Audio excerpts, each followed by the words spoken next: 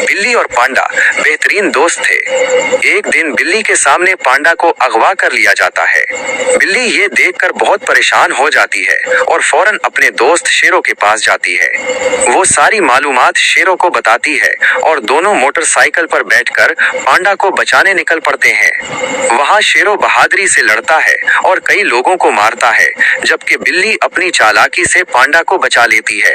तीनों दोस्त मोटरसाइकिल पर बैठकर घर वापस आते हैं और रात का खाना खाते हैं। लेकिन रात को एक और वाकया पेश आता है। एक भालू बिल्ली को अगवा कर लेता है। बिल्ली फौरन पांडा को फोन करती है। पांडा बहादुरी से भालू से लड़ता है और बिल्ली को बचा लेता है, मगर लड़ाई में बिल्ली जख्मी हो जाती है। पांडा इसे अस्पताल ले जाता है।